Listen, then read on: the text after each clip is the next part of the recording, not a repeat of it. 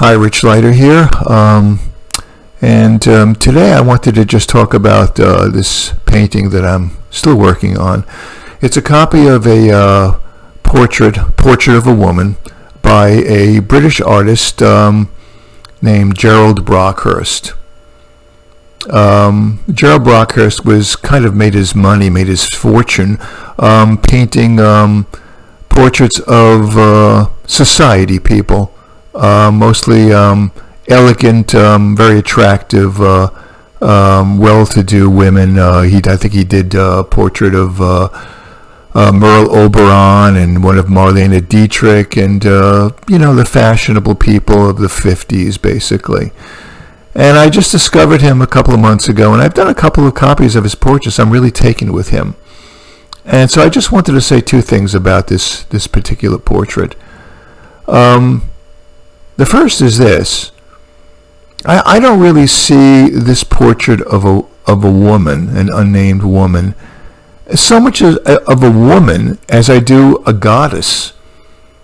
And when I say goddess, I'm not talking about goddess in the conventional sense of the term that we say maybe describe a Marilyn Monroe, somebody with great physical beauty.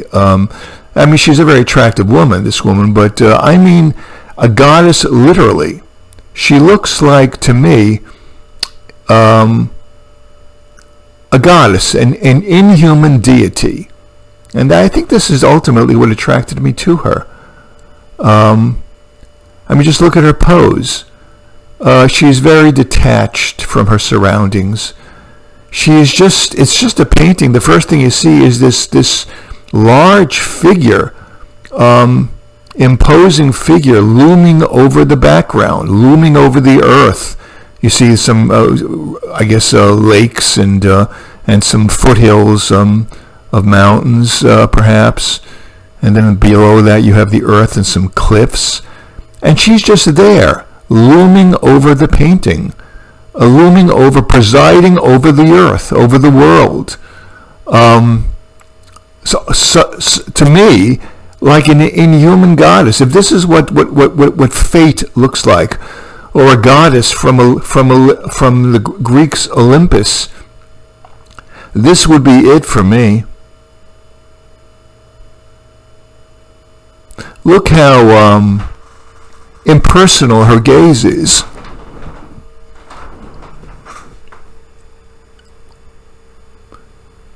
Look at her eyes. Her eyes are a little bit close together. There's a certain element of cruelty in that close-set pair of eyes. And look at her mouth. Her mouth kind of has a sneer. You could see it as a sneer. But on the other hand, it's a perfectly placid mouth. An indifferent, perfectly calm mouth, unconcerned with human affairs. She decrees certain things.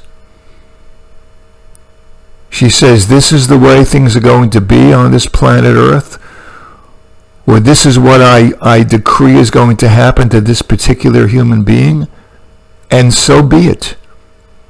And there are no appeals. You cannot appeal to her. She has made her decision, and she is impassive. There is really no emotion on her face. It's a very, very calmly dispassionate look. And there is something very unnerving and striking about that attitude to me.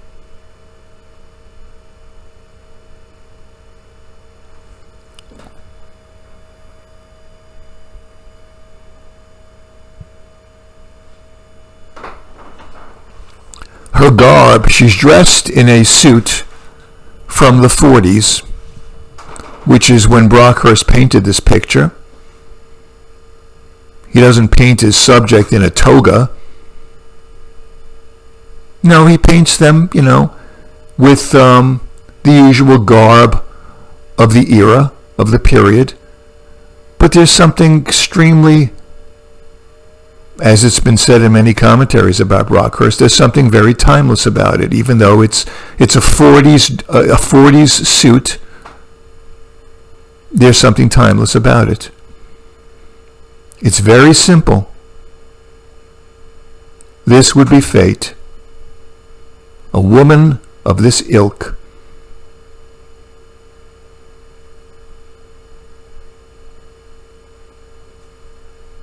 And I'm very, very much drawn to this.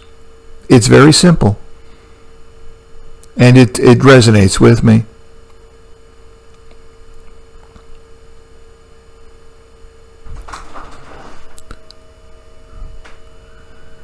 The other thing I wanted to say is this. I mean, I've been copying paintings. I like to copy paintings. And for me, being original is not a concern of mine. I mean, if you happen to be somebody who creates something which is original, great. But it's not necessary. I mean, maybe I'm more concerned about being original in the things that I write, in my writings, maybe, in creative writing. But for me, the goal is simply trying to do something as beautifully as possible. To me, the goal is really trying to attain a picture as close as possible to perfection as you can. That's the true goal. Not originality, perfection. The challenge of trying to do something as well as you can. So doing your own pictures or your own scenes or being original, creating your own compositions, well, if you can do that, great, but it's not the main thing for me. The main thing is simply executing something in such a way that it is an arresting, haunting image, and you're doing the best you can, and as I say, it's coming as close as possible to what you perceive as being perfect, which it never will be, but which is what makes it so challenging, so frustrating, and so much fun. In a way, I could see this woman as the Hindu goddess Shiva, the destroyer. The destroyer in 1940s clothing. The destroyer of worlds. She waves her hand and she says, "This will be destroyed, and there is no appeal."